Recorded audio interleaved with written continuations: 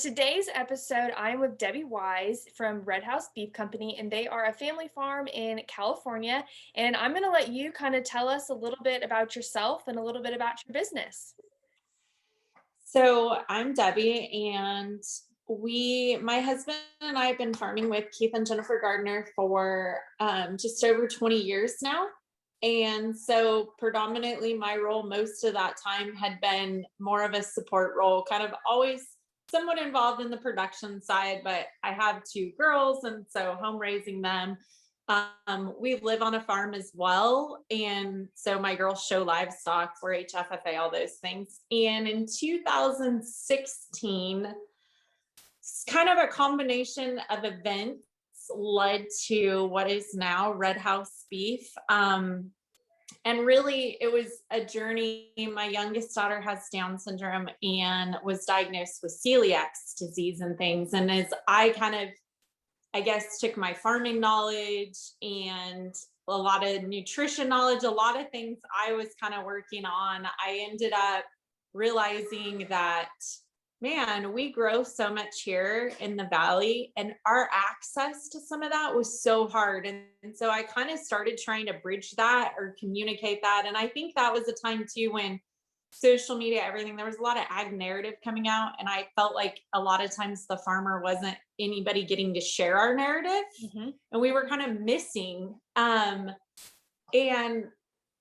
I think the good Lord just put a series of events together, that a piece of property my husband and I used to grow garlic and carrots on, which sat right next to our almond orchard. We had helped a dairy vet that wanted to learn about beef begin to develop this property. Our organization had a large cow-calf component. So we have rancheria that runs probably, not in a severe drought like this year, 2,500 plus mama cows. So we had a few of the pieces of the puzzle aligning. And my husband came home one day and said, Paul's leaving and that piece of ground's going to go on the market. And it was a beautiful piece of ground we'd helped develop into like a mob grazing facility. And it kind of I came to my husband and Geordy and said, will you guys support me? I want to come back into the industry, and I kind of want to try to bridge our beef gap. I want to start a branded beef program. And because it was really hard in our area, as much as we have ranching, to truly find a good quality branded beef program, or one that was consistent. Some would show up in the fall and then it's like next year till there was so much inconsistency. And I was trying to come up with a model. Can't we have a day in, day out direct to consumer program and get on a rotation that's more than we have 10 beef shares for the year available? And it took probably almost 9 months to put the whole package together. Escrow closed randomly on my birthday one day. I was actually out of town at our state livestock show with my girls, and my husband and Keith texted me and said, happy birthday, we bought you a ranch, now what? And that literally was what it was. Now what? Now what? And so we kind of just slowly began bridging. I say slowly, it was kind of slowly but rapidly bridging the gap of being a traditional fall cow-calf into a spring and a fall and a year-round and a finishing program. And so I went from mom and farmer's wife to putting on my boots and learning to fix sprinklers and move cattle and the whole finishing operation. And so that's kind of where Redhouse really began. So it was kind of a series of events that led up to it. And in 2017, we officially launched the brand. Officially launched it. Okay, awesome. And I love that you say, you went from one role to a new role to kind of build this dream. I think at least I'm finding a lot of stories lately to where that's kind of the theme, where it was a ranch wife or farm wife, and then all of a sudden you had a dream and that became your thing, and that was what you really went after. So I love that your story has a lifespan like that. It's really cool. Yeah, it has been fun to see more and more, and several of the gals I follow on social media or interact with, it's been fun to see some of the women come into that role. Obviously, it's always interesting being a female to step into those roles, especially in some of the traditional and taking a branded program, and especially grass finish, you have all the things that you kind of go up against the conventional male rancher, and Right. what their take is on, here we have this female who has all these ideas and wants to put the story on social media and do these posts, and so it's a interesting dynamics to come into. I've been fortunate that our group internally really supported that, and have really tried as best they can to embrace it. They humor me with photo shoots, and they know that we're going to video when we're processing, and even at brandings, everybody's getting good about knowing, like, oh my gosh, you're probably going to tag us in this. I'm like, yeah, probably so. But it's also been fun to kind of see them start to embrace that and realize that we need to tell our story. There's so much out there. Yeah. And so many people looking for us, right. like so many more. Yeah. And that's funny that you said that, because I just had a conversation with someone who said, my husband or my family was like really against the social media thing. And then now that they are seeing the kind of positivity to it on the back end, they're so much more engaged with it. And it's kind of fun to see them put their own little spin on things and post for pictures or whatever it may be. I'll never forget the day, like, so my husband did not have Instagram when Redhouse started. Like, he had Facebook and a little bit, and then he was like, so give me an account. Like, I want to see what you're doing. So we made him an Instagram. I'm not sure that he's posted like a picture yet on his, because I don't think he knows how, but he calls me one day and says, I just saw on Redhouse, like, somebody posted their unboxing of your meat. Like, what is that about?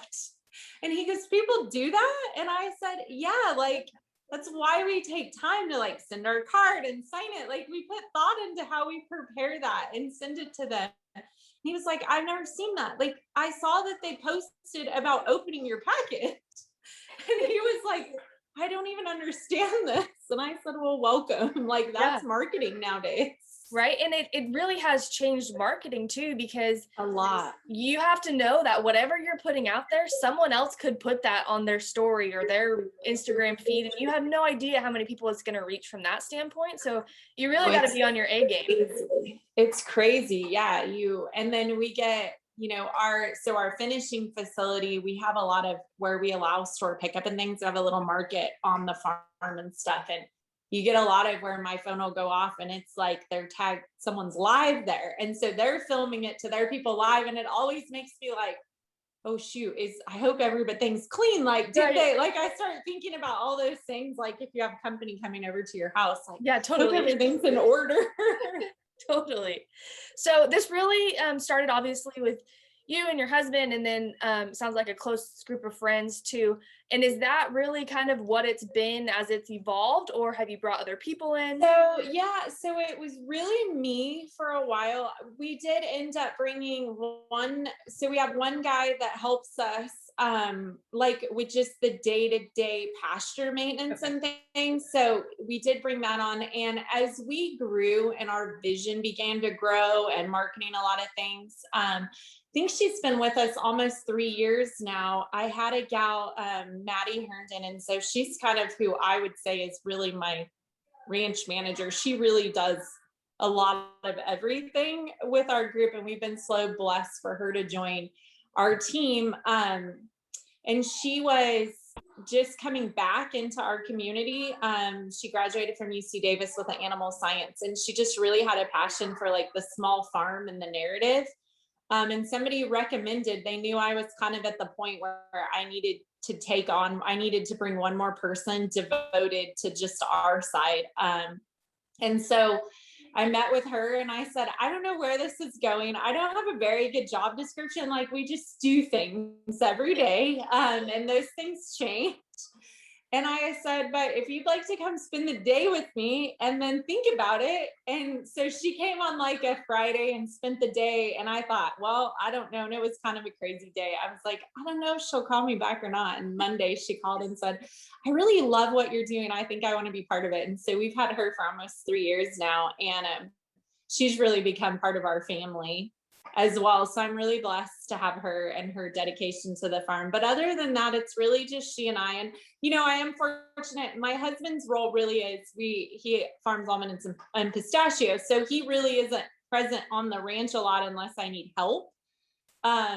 But I do have that guidance, and we're really fortunate to have within our group that runs the cow calf side. So we kind of have 3 cow calf divisions now. So we have a traditional large one that the Gardiner family has, and Jake Cromley and his wife live up there. They do a great job for us.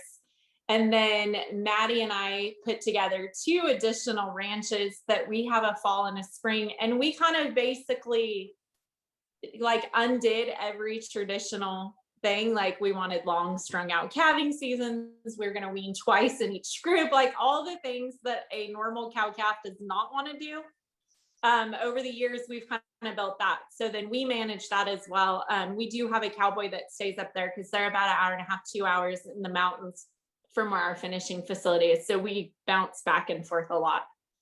And so I'm assuming that's kind of the way you did things due to fulfilling orders and keeping up with that kind of thing. Okay. Yeah. So we kind of continued every year to tweak that model to get in a good pattern. And now what we're able to do between what we can pull from what we call our rancheria herd, so we can pull into that, and then our own cows that are dedicated strictly to our branded beef program at Redhouse. We kind of can keep where almost everything is internally from us. We don't really have to outsource very often any cattle to finish. Awesome. And so we have animals ready now every month. Every month. Okay. Because I mean, with cattle, it's a 9-month process if you want to change things, right? So no, it takes a lot of planning. I don't think people always realize that. Like even when we acquired this, it wasn't like all of a sudden like, okay, we're going to sell beef. It was like, okay, we weaned our first set of calves into this program. Now we wait and see how this goes. Right.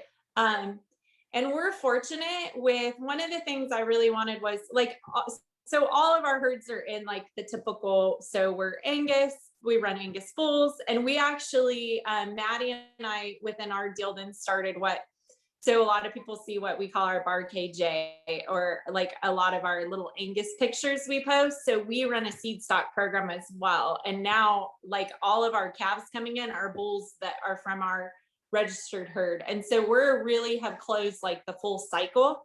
Okay. And kind of get to be involved in all facets of the industry. And that's been really fun. But we, it took a lot to just try to change, what we were doing and how we put that together, where we were going. And we really wanted quality. We're in a big drought area. And so I think that's what really hindered California and the grass fed, because we're a natural NHTC, like all those things, the cow herds were already in the GAP program. And what we really wanted was to focus on quality. And so being that we're like a mob grazing, irrigated facility, we really spent a lot of time studying like New Zealand and like Allen Nation and some of those people on like grass farming. And that's where I was fortunate to have my husband, because I say we're really grass farmers that the cattle get to benefit from. And just so we're able to really continue to just push that model, which gives us really good feed quality. So we're mild, we're getting a lot of marbling things. Like a lot of people don't realize we're grass finished, because we really have been able to match more of like our feedlot counterparts because of the type of feed and what our facility is. And so that was really our goal, to do like the regenerative and all the things we wanted, but still not sacrifice quality. Because that's one thing I hated. Everybody would say, oh, but if you want to be devout to eating this type of meat, you're going to have to give up that you don't care what quality it is. And I was like, that doesn't have to be that way. Right. There are better methods. Right. And with being grass fed and in California, I'm from California, so I understand a little bit about that. But what are some of the like regulations and quality stuff that you guys have to meet in order to be able to say that? So, I sometimes I wish there were more standards to that, because it really is a self-affidavit program. Okay. I mean, the USDA really backed out of a lot of our labeling when country of origin and source, like when a lot of those programs began to change in our industry, a lot of self-affidavit programs can come in, which I'm fine with, except there's so much like it does make it where there's some that don't belong in it that are, because you really, like when I applied for my label with the USDA, because we're audited, we use a third party auditor for everything. Okay. So we do have like an American Grass Association and follow all that. So even our minerals, like we have to turn all that in our audit and our percentage ratios of everything they eat. But for the label and to actually claim that on the other side, like, I'll never forget, they said, you really want me to turn in all these certificates? It's so much easier if you just sign the self affidavit. And I'm like, do you know how much work and how expensive these third party audits are? You're turning my audits in absolutely. for my label. And, but you don't, unfortunately, you don't necessarily have to have that. And that's kind of a double-edged sword. You know, I don't know that I want us to be any more regulated by auditors, right. But on the flip side, there's just, you know, a lot of interesting things that go on out there. Then we are 100% grass program. I think by definition, like grass fed's an 80-20 philosophy, unless it says grass finished instead of grass fed. So there's a lot of different labeling things out there. And then we do now have like a grain line that we run as well and stuff. So as our brand, we expanded into poultry. That kind of started as a grazing philosophy with laying hens, which then led to meat birds. And then we're actually just entering into the sheep program, but I won't claim that we remotely are close to being shepherds yet. So we're definitely not have that figured out. So. Not quite there yet. I'm glad you brought up the poultry because I did want to talk about that too. So tell us a little bit about the poultry side of things. And then do you guys also have pork, or am I making that one up?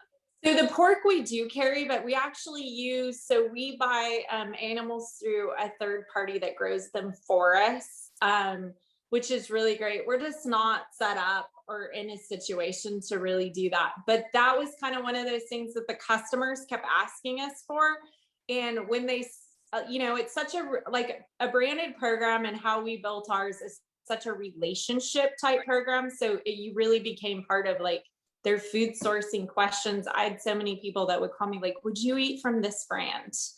And so we were able to partner with a group we loved up out of the Hollister area, California Carabudo. And so we just contract with them. They grow them for us. And then we purchase live animals for them. So that's how we have the pork. I actually don't raise those. That's kind of just been, again, trying to get a product line into our community.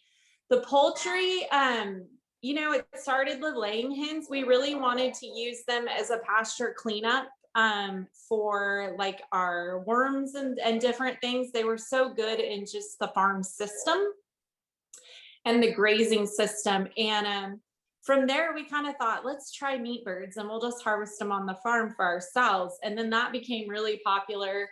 And so that grew and grew and grew. And so now, we farm harvest still, so we stay under like the regulations to still be small enough to be on farm and things, but we built like a little mobile chicken harvesting system, and we have our calendar. The Newcastle, so between COVID and Newcastle, I feel like it's taken us forever to get on a poultry schedule. Right. Because as soon as we started to get consistent and our customers loved them, then the Newcastle disease hit California. You couldn't ship birds anywhere. So we were like, man, we just got this whole poultry following and now we're out of luck. Yeah. And so we finally feel like we're back on a schedule where every 2 weeks we harvest a small batch. And typically those go to like our farm club members, because it's kind of like, that's one of the hottest commodities. Right. It's crazy. And poultry is so much faster as far as turnover than cattle. Yes. So, it's like 8 weeks, over and over and over. So yeah. And it has been a huge benefit in our pastures and grazing program, but now it's kind of become its own thing. And that's probably one of our number one restaurant things that those that we supply beef to are always like, can I get on your poultry list for the restaurant? I'm like, no, absolutely not. There's no volume in that. And as soon as we launched that, the birds are stocked up in like 24 hours, they're out of stock. Yeah, that's been crazy. That was just a total surprise. Like that was never on our model. Interesting. Interesting. So what, I mean, as far as products, you guys have a lot of them, obviously. Tell us a little bit about some of those. So of course we have all of the full array of beef as a nose to tail. We really try to bring in and do just about everything we can. And then we do whole birds within our poultry. And then as the fact that we run pollination and almonds, that was kind of an interesting one. You know, we didn't really have a labeled program that was not necessarily part of the plan, but there again, that kind of developed. So we do run like a raw orange honey blossom. So as we come out of pollination, some of our hives go to citrus. So the guys started jarring that for me and bringing that back in. Like I kind of talked our pollination group, Jimmy with United Honeybee that's within our group, like, hey, can I get like drums done this way? And so then next thing we knew, we had a honey program. And of course the almonds were kind of easy, but in the almonds, we're also do a lot of nut butters and flowers and things. So then we ended up doing from our organics, a raw nut butter coming back into us as well. So that's been kind of fun to continue to just bring those products. And then it seems like we love to collaborate. So a lot of our stuff is collaboration with other kind of like-minded purveyors. Like we just did like Cattleman's Coffee and some of those and different seasoning groups. So it's been fun. We just developed our own seasoning line that's come out. And then of course, merchandise. I never intended, I mean, I thought I'd have shirts for like us on the farm, but the merchandise thing is big. Like people love that. Yeah. You guys we've got the stickers and shirts and all the things in the shop. You guys are definitely a one-stop shop, that's for sure. You can get clothes and food. You can get beef, clothes, you name it. Yeah, it's been interesting. So I always say, like, I think I have a plan, and every year the plan's evolving. But it's definitely been fun. It has its challenges, and there are many nights where I think we're doing this. Why? Yeah. Because it definitely is a hard program to bring to life. Like the beef system is not really designed for the small producer. Like that's just not our system. Right. And so that has a lot of challenges, but it's been worth it. Well, and being in California too, with again, regulations, the drought, grass-fed business. I mean, how has all of that impacted y'all? So that's been hard. You know, obviously water is a huge issue, period. Whether, you know, we're blessed to have some irrigated land, and that makes a huge difference with the drought we're in right now, but that has its own set of issues with Sigma and everything coming. We have very few processors. That's probably been our hardest thing. And then our fee increases. I mean, our processing fees, I have more in that than I have in raising the animal. So it just, those continue. And that's where our focus really began. So we are currently actually working on a processing facility within USDA approved within our own organization.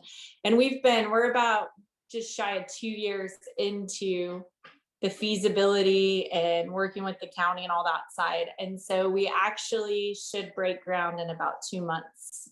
That's exciting. 2 to 3 months, but they should break ground. And so I'm super excited that, you know, we haven't shared a lot about that, but that's going to be huge. And our goal with that is obviously not only to help our own branded program, but to collaborate with a series of growers in a similar area and bring more of those programs to life. Yeah, absolutely. I'm sure. I mean, yeah, obviously helping you guys for a service you need, but then everyone else is facing the same issues as well. Yeah. And there's so much room in the industry. Like a lot of people ask, are you actually going to open it up to others? And I'm like, yeah, it's a huge undertaking to build a federal facility to begin with, but we are so needed. I mean, we have nothing within a 2-hour circle, and then it's very marginal on our options. And so I know it'll be a huge help to some of the growers that trying to get their programs brought forward. And so we're really excited to bring that. I will tell you, when I started in 2016, never did I think that the processing side and slaughter side of the industry is something that I would be so involved in or so excited about. But that is really where, like, that right now is where I spend most of my time. Natty does a great job on the farm, and I really spend most of my time trying to get this facility off the ground. Well, and being a federal facility will allow you guys to be able to, any state can be involved with you guys, correct? Yeah. So we'll be able, everything that comes out of there, they'll be able to ship and different things. So we're really excited about getting that. Like I said, I still, my fingers crossed, like I'm still holding my breath because we got a long ways to go. But I think the biggest hurdles were through, and now it's more into construction and equipment and that side of things. And so we're just about to wrap all that up with the county and finally break ground. So we're really excited. Well, congratulations. I know that's a huge undertaking, so I can't wait to see how all of that yeah. We'll see if I'm as excited. Talk to me like in a year from now and I'll tell you if this was a good idea or if I've really lost my mind now.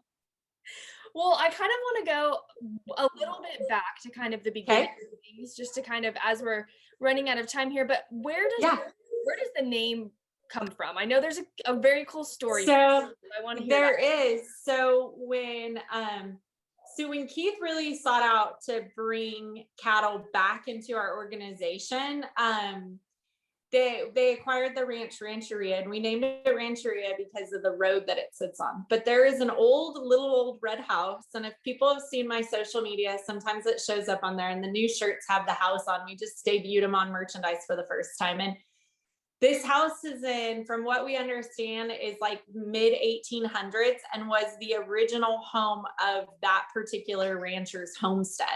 And we've kept it.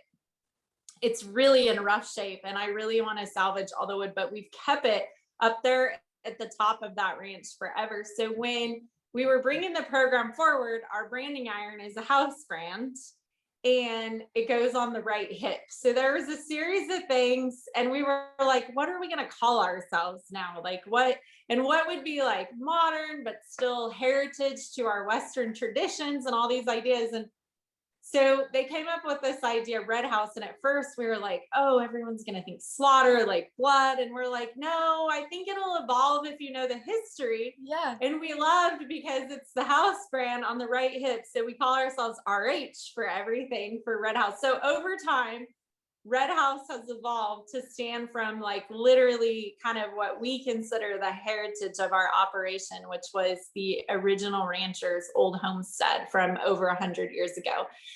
And so that's really where the name came forward from.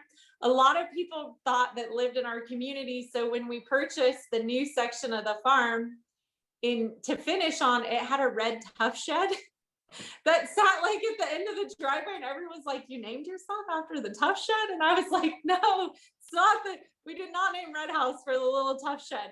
So we actually painted everything gray, but the doors, so the tough shed changed to gray on the farm store. And so now everyone like kind of knows that it really was from this little old red house that sits at the very top of our mountain ranch. So that's kind of how the name came down through. And so it's been fun. Yeah, that's awesome. I love that. As a lover of old things and tradition of ranching and agriculture, I think that's just like the coolest story ever. So I always say if we ever move into town or in a true retail, like we're going to salvage all that, because it's a old board and batten all in the bait, and it's all this beautiful old red, and it's this board and batten full of like woodpecker holes and all the things. And I said, if we ever build a store or butcher shop in town, like we're going to take all that wood and it has to come to our retail, because this poor house is, I mean, it's like propped up, it's on its last leg, but I'm like, we have to salvage this wood because it's just beautiful. Yeah, absolutely. Even in maybe your new butcher facility, you could use it somewhere or something. Exactly. So yeah, so it has the name has a fun story of the old heritage of this little house. Awesome. And with everything that you're doing, because you're a very busy woman, do you have anything that you would give as far as advice to maybe another woman who is trying to make it in the agricultural entrepreneurial world? So I think for me, the biggest thing is to be authentic and transparent. I think that's really what I wanted. And I think that's so much of what people are searching for. They want a connection. They want to connect with their food source. And I feel like, no offense to men, but women do a really good job of connecting. That's what's been so fun to see so many women bringing branded programs and social media forward. Because I think it's fun to watch the story that way from a female perspective. And I would just say, to not be afraid of that, like, but to be authentic to what you are. Don't get caught up in like what's not you or what's not your trends. Just really be true to your why. Why did you want to do this? Why do you get up every day? And stay true to that. That's not always easy, and it's so quick to like get caught up in so many things or gimmicks, or like what is, you know, big conventional programs doing, or, you know, what are like the big branded companies labels and stuff doing. And I always try to tell myself, like, I'm just a tiny piece of the puzzle, like stay in my story, my deal. Why did I start this? And just really stay authentic to that, because I think it's also when the times are hard, if you're doing what you love and being true to that, I think it makes it easier to get through those rough days. Oh yeah, 100%. Yeah. Well, and go ahead. Sorry. To not be like, it's okay to be little. It's okay to have big dreams where you want to grow. It's okay. But I always tell people, like, don't think you have to go in it, that you have to like all of a sudden be this monster mega thing. If all you want is a few animals in a little farm club, like that's okay too. Like all those things, just be true to what makes you want to still get up every morning and drive and through the hard work. Right. Yep. That's it. And you and your business is definitely a testament to that. So I commend you on all of that. Well, thank you. It's been fun. It's been a journey, but it definitely, I've loved it. And as my girls, I have one that's getting ready to head off to college this summer, and my other one that has Down syndrome is coming into high school. It's been fun for me to kind of let them see me back out in the thing. And I know, and to see, like, to be introduced to that side of industry and meet people, especially as daughters. That's been fun to kind of inspire and empower them. Oh, absolutely. And I know it's been fun for my daughter to see her like come to work. And now as she's thinking about college and majors, every now and then she'll be like, so mom, like, what is it? And she'll have a question of something I do in the industry. And so it's been fun to be part of that too. And hopefully to inspire her to, you know, be willing to go chase her dreams in that as well. Right. Well, and I'm sure show her all of the different facets that are involved in the industry as well. I mean, there's literally so much. You don't have to fit into a little box to be doing. No, I tell her, sometimes I think she's like, Mom, you're not looking at any more of my majors. Because I'm like, Emily, you should really take this in class. Like, this would be fun if you learned this and could do this or bring it back to us. And I'm always like, okay, never mind. You go do what you want to do. And she's an animal science major and wants to do something. But I'm like, you know, ag marketing or communications would be good. You should take Adobe Illustrator while you're there. Here's my list of things I need you to accomplish. Let me know when you're done. Exactly. And we'll get a job. Exactly. I'm like, I could come take some of those with you. If I'd have known what I know now, where I'd be. There's some classes my husband and I always say, wouldn't it be so fun to go back now and experience and all these things? Yes. Well, even personally being out for a couple years, I'm like, dang, I should have paid more attention in that class or whatever it was. Because in touring some of the facilities, and I've been fortunate to tour a lot of the meat science programs and meet with them as we've been building this facility. They're always talking about like packaging or some of their like research classes. And I'm like, that would be so fun to be part of. Yes, for sure. So now that we're nearing our end of our time, I have a few fire questions for you. Okay, I'm ready. Okay. The first one is, what was your first vehicle? My first vehicle was a Ford Escort hatchback when I was 16. Turquoise. What color? Turquoise? Yep. Oh, I love that. And I drove it until finally we were going to have our first baby. And my husband said, like, you have to get a real car in life. No one can fit in your car.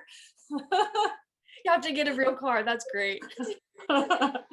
Second question is, cake or pie? Oh, I'm a pie. Pie. What kind of pie what's your favorite pie? I'm probably going to have to go peach pie. Ooh, that sounds good right now too. The weather's getting warmer. That sounds good. And then the last question is, what's something that's on your bucket list? Something on my bucket list. I really want to go on a like Alaskan or like Northern Territory drop-in moose hunt. Like with a tent and drop in and do a moose hunt. That would be so cool. That's a major bucket list. I'm gonna have to add that to my bucket list now. Yeah, I've always wanted to go like somewhere there in the wilderness and like Oh, British Columbia or Alaska or somewhere and do a drop-in moose hunt. that sounds One like, day when I'm done educating my children and all those things and trying to get this farm off the ground, that's going to be my trip. there you go. That'll be your time. Yeah.